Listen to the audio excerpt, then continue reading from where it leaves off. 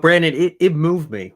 It really did. And like you said, like I tweeted earlier today, I know Brock Beard, my editor-in-chief at NASCAR.info, finally got around to watching those speeches this afternoon and was saying the same thing. It is in the Hall of Fame of Hall of Fame speeches. If I had to think off the top of my head, the time that I've been that moved, I think the only thing that I can think of that rivals it was maybe Vanessa Bryant giving Kobe's Hall of Fame speech. Of course, we lost Kobe Bryant in basketball about a little more than a year before he was inducted into the Basketball Hall of Fame. So that was a real emotional speech. But this was just, it was worth all 20 minutes. And I know, but there was that tweet that Bob Pockris put out saying, Carl's not going to stick to the 8-minute time limit here. Yeah. It helps that, there's a NASCAR channel on Tubi now where there's no like set time schedule, I guess, that they have to keep track of with a TV broadcast or whatever. But I loved that he thanked everybody from Coach Gibbs to Jack Roush to his family. Mike Midler, somebody that, took a chance on him when he was just starting out and gave him that Truck Series ride. I love that he shouted Mike Midler out. And, again, I think, Brandon, I know you were saying you didn't think of him as a hothead necessarily, but my biggest memory of Carl Edwards growing up, there's two, I guess. It was, people know if they watch this show, they know how I feel about Cup drivers racing in the lower divisions. And, Carl really, came into the Cup and Busch Series at the time, full-time, both in 2005. I know he finished the 2004 season, but, I know he was still at the beginning of his full-time career when he was doing his bushwhacking, so to speak. But I don't care. I'm very consistent. I'm not like these fans that say like, oh, they just don't like it when Kyle Busch does it because he wins all the time. Well, Carl Edwards was winning all the time when I was a kid, and I was like, he was one of the worst offenders of the bushwhacking practice. So that was reason number one why I wasn't a particularly huge fan. Reason number two was because, obviously AJ Allmendinger was my number one, and Dave Blaney I would say is probably my number two, but I really liked Brad Keselowski. I thought he had a great story of somebody who, didn't come from a super rich family or background. Of course, his father, Bob Keselowski, made his name in trucks and ARCA. And, his brother, Brian, was still trying to nickel and dime his way to whatever he could get in Nationwide at the time. And here comes Brad, and he gets this great opportunity with Dale Jr. and then Rick Hendrick and then Roger Penske, and became a championship contender in Nationwide and Cup so quickly.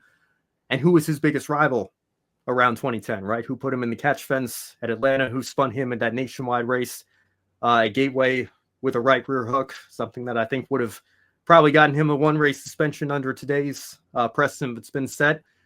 That was Carl Edwards. So, again, I was not a Carl Edwards fan by any means. I know some people probably think I've been cheerleading him over the last year as he's been selected into the Hall of Fame. I was not a Carl Edwards fan growing up. But I think over the years, it really started probably around 2011, that great championship battle with Tony Stewart that came down to a tiebreaker, of course. Just the grace and humility that Carl showed in defeat there. And then 5 years later, of course, in 2016. And when he said, I'm so grateful that we didn't win that championship because it gave me the time to reflect. That was big. And to think, and that, again, I think, and you saw it was a theme all throughout his speech. I mean, he called himself a douchebag for crying out loud, just thinking back to, how he was, when he was younger, just starting out in his career and not respecting his peers on the racetrack as much as he wishes he would have, and talking about how that was his biggest regret. I think that his story from start to finish is one of those stories where I think, and again, it speaks to also how abruptly he retired. There are certain superstars in sports who I don't think you really appreciate fully until they're gone or until they're retired or stepped away, and you don't see them at the racetrack on a regular basis. Carl is certainly one of those drivers. And I think that you look at his body of work, like I said, you tell somebody, I always say it's not the Cup Hall of Fame, right? It's the NASCAR Hall of Fame. So if you tell somebody, forget the driver, that just give you a resume, 38 wins in the Xfinity Series and a championship there and 4 other runner-ups in the championship. If that's all anybody ever did, I think they're in the Hall of Fame. And then you couple that with 28 Cup Series wins, and to do it all in just a 12-year time period. I mean, Carl was not in the sport. I think people might forget this. And Brandon, I know you and I kind of grew up with him coming into the sport. But he was not in the sport for as long as, the Jeff Gordons or Jimmy Johnsons or Dale Earnhardt Jr.'s of the world were. So I think that, people said like, oh, he left so abruptly. How can you put him in? I think it only strengthens his case. The fact that he racked up those numbers in such a short amount of time. Yeah, absolutely right. And I think he even brought up at the end of all that, I think he had a relationship with God at the end. I mean, he even brought that into play at the end. To your point, Brandon, that just goes along with the theme of maturity and grace and humility, and I think that really came across throughout his entire speech. So, again, I think that what I was trying to say, and this is, I think, about where I cut out. People have a debate of, maybe there are enough names on the ballot that, he should have had to wait a couple more years. If that's your stance, then I think that, that's fine. Like I said, I still I think it's criminal how long Neil Bonnet has had to wait, and the Harry Hydes of the world, Jack Sprague. I mean, the fact that he's only getting nominated now, for crying out loud, I think is pretty ridiculous as well. So if he wasn't on your ballot for this particular induction ceremony, then that's fine.